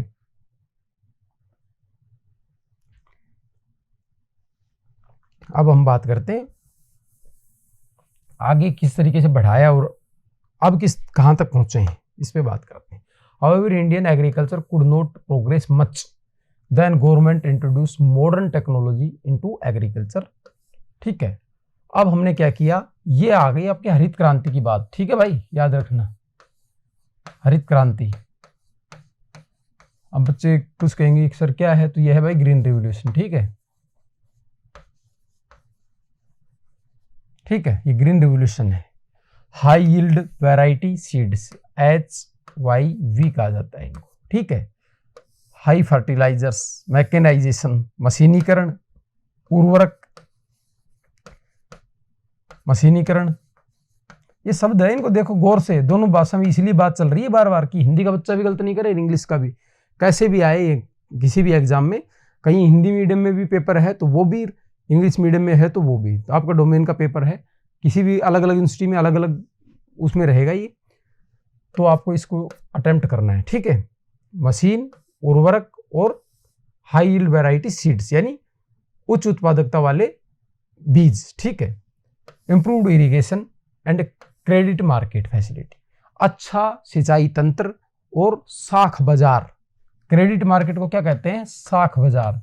अब साख बाजार थोड़ा सा आपको समझ में नहीं आया तो मैं बता देता हूं भाई, क्रेडिट मार्केट क्या होता था। पहले किसान ये चीजें खरीदेगा ना, हाई यील्ड वैरायटी सीड, उर्वरक और मशीन, तो उसके लिए चाहिए पैसा, और पैसा ही तो बड़ी समस्या है, पैसा ही तो नहीं है। तो ये पैसा लेने के लिए पहले क्या करते थे किसान, गांव के साहूकारों से लेते थे, वो बड़े चक्रवर्ती ब्याज की दर में उनको चक्कर में फंसा देते थे, अभिमन्यु की तरह वो अंदर शहीद हो जाते थे, बाहर नहीं आ पाते थे। तो सरकार ने क्या किया, क्रेडिट मार्केटिंग यानी बैंकों का ढांचा मजबूत किया, ताकि सहकारी बैंक, कोऑपरेटिव सोसाइटी बनाई, सहकारी बैंक बनाए, नाबार्ड की स्थापना करी, ये सारे कदम उठाए ताकि किसानों तक सस्ता और दीर्घ अवधि के लिए उनको ऋण उपलब्ध कराया जा सके। ठीक है, intensive area development programme, IADP बोला जाता है, इंटेंसिव एरिया डेवलपमेंट प्रोग्राम चलाया हमने कब, 70s के दशक में। ठीक है भाई, ऑल 80s का दशक बोला जाता है, 70s वाले में मतलब 1971-72 वाली जो है उसको 80s का दशक बोला जाता है, 80s के दशक में हमने चलाया। All the above inputs were the main components of what is known as green revolution. देखो यहाँ दे दी बात, ये सारी बात किसकी है, ग्रीन रिवॉल्यूशन की, जो कि हमने आपको पहले ही बता दी है। This strategy of agricultural development in the country made the country self reliant. ठीक है, तो अब क्या गए, हम आत्मनिर्भर बन गए। ये सारी कहानी थी भैया, ये आत्मनिर्भरता प्राप्त करने के लिए थी। जब आप जैसे इस वीडियो को देख रहे हैं, तो अभी इस वीडियो को आपने देख लिया और जिस तरीके से आपसे कुछ चीज़ें बताई गई हैं जहाँ पे आपको क्वेश्चन के रूप में उठाए गए, ऐसे ही जब आप क्वेश्चन खुद फॉर्मेट करने लग जाओगे और अपने दिमाग में क्वेश्चन का एक फॉर्मेशन करने लग जाओगे कि ऐसे क्वेश्चन बनेगा, इस तरीके से चीज़ें होगी, तब आप क्या बन जाओगे, सेल्फ रिलायंट बन जाओगे, आत्मनिर्भर बन जाओगे। आपको आयात नहीं करनी पड़ेगी चीज़ें, और फोकस होना चाहिए आत्मनिर्भरता की तरफ ही, क्योंकि लॉन्ग लास्टिंग जो चीज़ है वो यही चीज़ है जो आपको आगे लेके जाएगी जीवन में। तो हम क्या है, खाद्यान्नों में आत्मनिर्भर बन गए भाई। But green revolution was initially confined to irrigated areas only, this lead the regional disparities.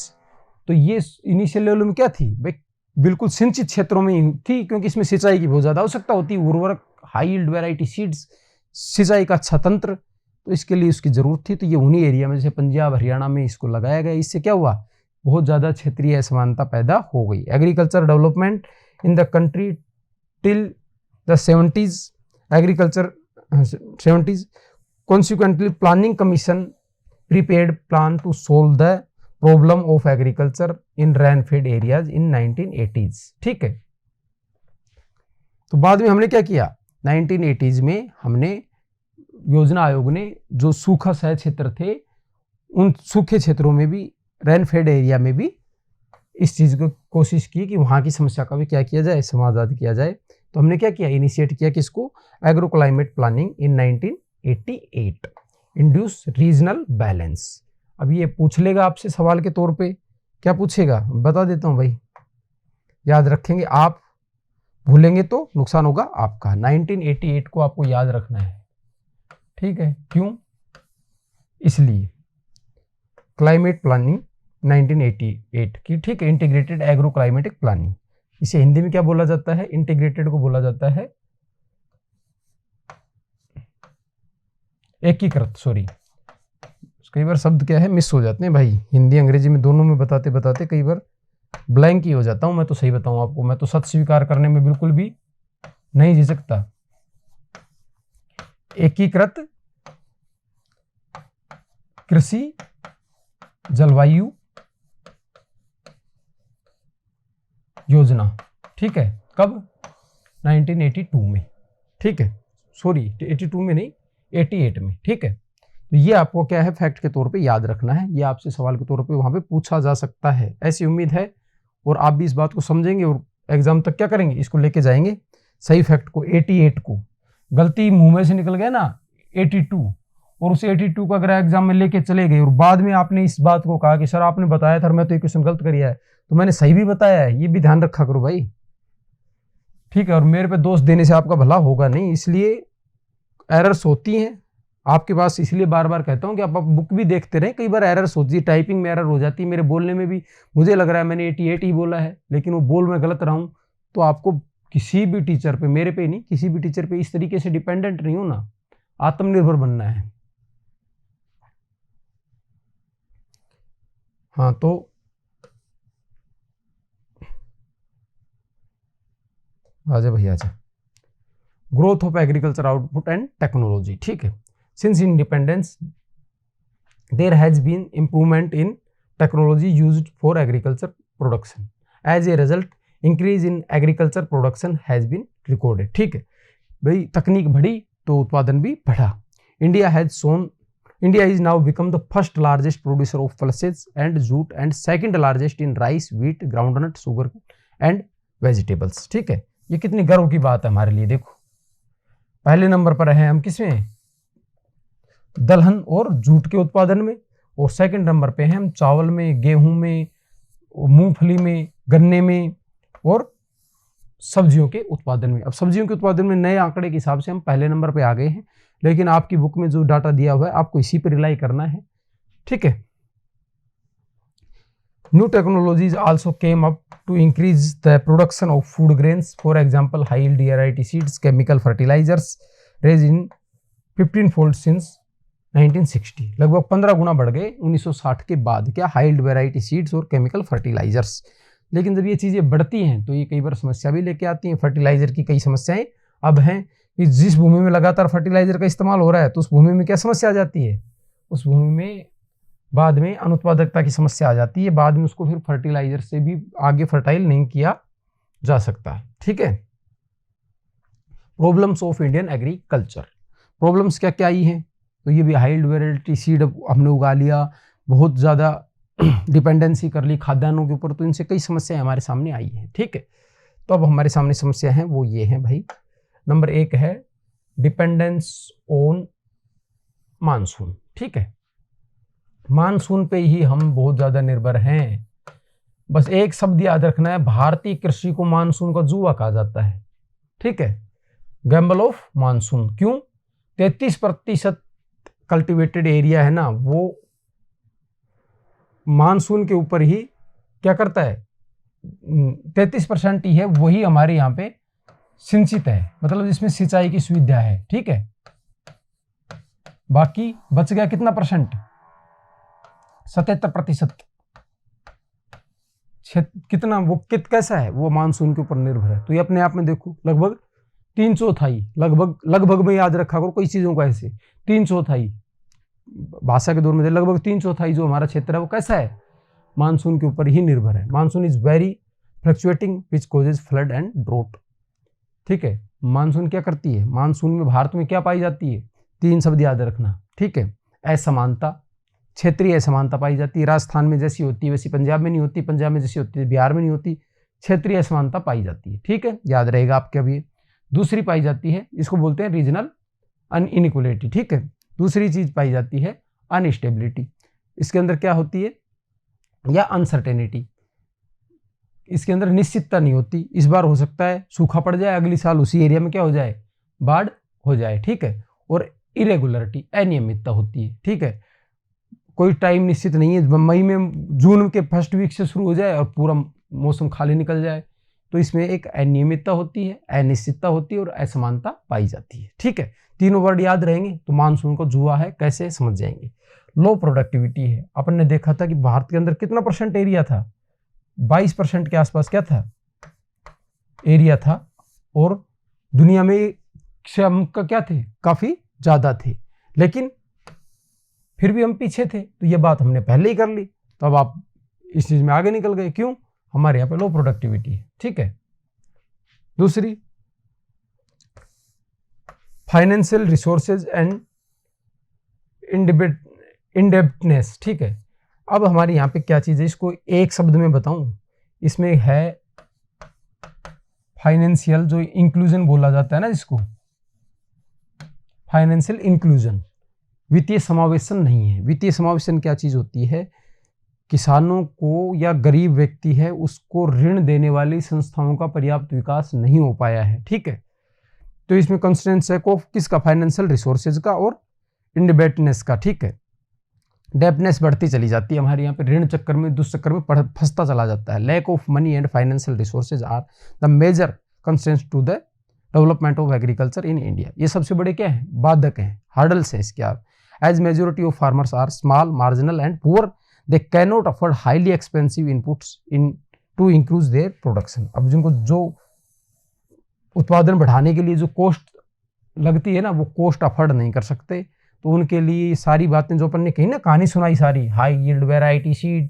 Fertilisers, irrigation and high mechanization, all is vain if you have no money. ठीक है, और ज़्यादातर किसानों के पास पैसा नहीं है, और संस्थाएं भी हमने इतनी ज़्यादा मजबूत विकसित नहीं की हैं कि उनको इकोनॉमिक रिसोर्स इजीली मिल सकें। ठीक है भाई, लैक ऑफ लैंड रिफॉर्म्स, तो भूमि सुधार भी हमारे यहाँ पे ना के बराबर हुए हैं। तो इससे क्या चीज़ हुई है, भूमि की गुणवत्ता में भी सुधार नहीं हुआ है, और भूमि का जो कंसंट्रेशन है, कुछ लोगों के पास बहुत भूमि है और बहुत सारे लोग क्या हैं, कृषि मजदूर के रूप में कार्य करते हैं, उनके पास खुद की कोई भूमि नहीं है। Lake of land reforms and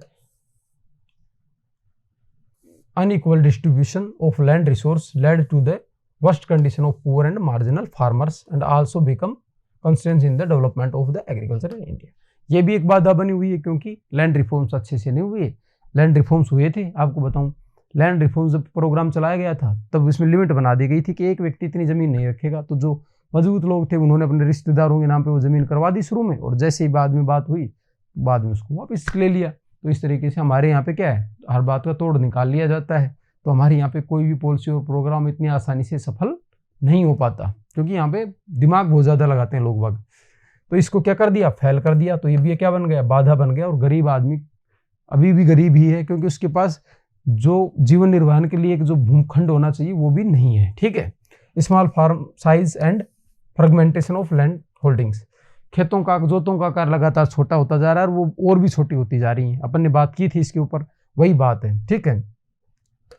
inheritance law is mainly responsible for small and fragmented farm size. ठीक है। हमारे यहाँ पे क्या है, उत्पादकता लगातार कम होती जा रही है फ्यूचर के लिए। वो क्यों होती जा रही है, इनपुट भी जो है वो भी पर्याप्त रूप से नहीं दे पा रहे। क्यों नहीं दे पा रहे, जोतों का आकार छोटा होता जा रहा है। छोटे जोत आकार होने की वजह से हम उसमें प्रॉपर टेक्नोलॉजी, प्रॉपर चीज़ें नहीं लगा सकते और उससे प्रॉपर फिर आउटपुट भी नहीं आता। ठीक है। Lack of commercialization. ठीक है। फार्मर जो चीज़ें करते हैं, farmers are poor and marginal farmers practices substance agriculture. क्या करते हैं, खाद्यान्न उगाते हैं। पहले बात की है सारी की सारी, आपकी रिकॉल होनी चाहिए ये चीज़ें। अब ये सॉल्यूशन प्रॉब्लम है ना, यहाँ तक पहुँचते पहुँचते आपके मुंह से निकलने लग जानी चाहिए ये चीज़। क्या बात है, कॉमर्शियलाइजेशन क्या है, कम है। कैसे पुअर, फार्मर है वो क्या है, पुअर हैं। वो क्या करते हैं भाई, उनकी जो प्रैक्टिस है वो क्या है, खाद्यान्न ही उगाते हैं।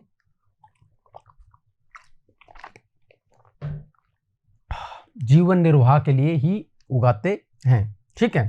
तो वो बाजार तक उनकी पहुंच नहीं है और जो कुछ उगाते हैं उसको अपना उपभोग कर लेते हैं। तो लेक ऑफ कॉमर्शलाइजेशन है और किसी भी चीज़ को लाभ का सौदा बनाने के लिए उसका कॉमर्शलाइजेशन करना पड़ता है। ठीक है। Vast unemployment, there is a seasonal unemployment in agriculture sector. ठीक है। अपन ने बात कर ली, ये किसकी बात कर रहा है, मौसमी बेरोजगारी, सीजनल। ठीक है। हिडन अनएम्प्लॉयमेंट, 3 महीने एक खेत में 2 लोग काम करने चाहिए पर 7 लोग काम कर रहे हैं, तो यह है हिडन, मतलब छुपी हुई बेरोजगारी। उनको लग रहा है काम कर रहे हैं सारे, लेकिन वो है तो 2 की जरूरत। समझ गए बात को, तो यही चीज इसमें बताई गई है। ठीक है। डिग्रेडेशन ऑफ कल्टिवेबल लैंड, जो ग्रीन रिवोल्यूशन हुआ है उससे क्या हुआ है, डिग्रेडेशन हुआ है कल्टिवेबल लैंड का। किस वजह से, excessive use of irrigation, chemical and fertilizers. It created problems of water logging and salinization. ठीक है। इसमें क्या चीज होती है, सोलमाइजेशन क्या होता है, लवण क्या है बहुत ज्यादा बढ़ जाते हैं भूमि के अंदर, लवणीयता की समस्या आ जाती है और वाटर लॉगिंग हो जाती है। सेम की समस्या, गंगानगर का क्षेत्र है, इसमें किसकी समस्या है, सेम की समस्या आ जाती है। फर्टिलिटी ऑफ लैंड है वो क्या है, दिन प्रतिदिन फिर क्या है, घटने लग जाती है। और इसके साथ सबसे बुरी बात क्या है, कम उत्पादक भूमि है उसको थोड़े से फर्टिलाइजर यूज करके आप उत्पादक बना सकते हो, लेकिन इस भूमि को बाद में आप फर्टिलाइजर यूज करके भी उत्पादक नहीं बना सकते। मतलब ये क्या है, अब फ्यूचर में बैरन लैंड में बदल जाती है, जो कि बहुत बड़ी समस्या है अपने आप में। ठीक है। तो आज अपनी क्लास थी लैंड रिसोर्सेज एंड एग्रीकल्चर, जिसमें हमने एग्रीकल्चर के सारे एस्पेक्ट्स देखे। कौन करता है, रेवेन्यू डिपार्टमेंट करता है, वो देखा उसने उसको कितनी कैटेगरी में बांटा है, प्रति भूमि में बांटा है, किस तरीके से वन के अधीन भूमि में बांटा है, वो सारी चीज़ें हमने देखी। कौन सा एरिया जो 60 से लेकर 8 तक का जो आपका डाटा दिया है 1960 से लेकर 8 तक का, उसमें किसने ग्रोथ की है, किसमें डाउनफॉल आया है, वो चीज़ हमने देखी। फिर हमने मेजर क्रॉप्स देखी, उनका डिस्ट्रीब्यूशन देखा क्रॉप पैटर्न के तहत। ठीक है। फिर क्रॉप के अंदर कुछ नई चीज़ें हैं, क्रॉप के अंदर जो हमारी अचीवमेंट हैं, कुछ हमारी फेल्योर्स हुई है, कुछ समस्याएं हैं, कुछ समाधान के लिए हमने रणनीतियाँ बनाई है, उन सब चीज़ों के बारे में हमने बात की है। आपको क्या चीज़ें याद रखनी है, कौन सी चीज़ कहाँ पाई जाती है, उस चीज़ को याद रखना है। सीजन, खरीफ, रबी, उस चीज़ के हिसाब से याद रखना है। वो जो अपने ग्राफ देखा था उस ग्राफ में इसे देखना है कि कौन सी चीज़ बढ़ी है घटी है, उसका एक सीक्वेंस बना लेना है। ठीक है। कुछ डेट्स आई थी, जैसे 1988 आई थी। ठीक है। और ये जैसे जो तो भूमि के लिए 1952 में ये चलाया गया था, भूमि सुधार का भी। तो इस तरीके से कुछ हैं चीज़ें, कुछ चीज़ें एडिशनल थोड़ी सी आपको प्रोवाइड करवा दी जाएगी। किस लिए, एग्जाम में तो आपकी किताब में से ही आएगा, लेकिन कुछ चीज़ें ऐसी होती हैं पढ़ते टाइम बच्चे में क्यूरियोसिटी होती है कि ये क्या है, ये कब हुआ। तो मैं चाहता हूँ क्यूरियोसिटी आप में रहनी चाहिए, क्योंकि आपको सिर्फ ये एग्जाम थोड़ी देना है, जीवन में बहुत आगे जाना है। तो मैं ये क्यूरियोसिटी ही आपके अंदर देखना चाहता हूँ। ये क्यूरियोसिटी आपके अंदर रहेगी तो आप आगे बढ़ेंगे। तो समर्थ एग्जाम प्रेप पे आप बने रहें। और अगर आपने समर्थ की एग्जाम प्रेप की आपने अगर ऐप डाउनलोड नहीं की है तो जल्दी से कर लो, क्योंकि आगे कंटिन्यूएशन में आपको वीडियो मिलेंगे और पुराने वीडियो को भी आप कंटिन्यूएशन के अंदर देखते रहें, ठीक है, ताकि आपके एक लिंक बने, एक थॉट प्रोसेस बने। चलो, थैंक यू वेरी मच।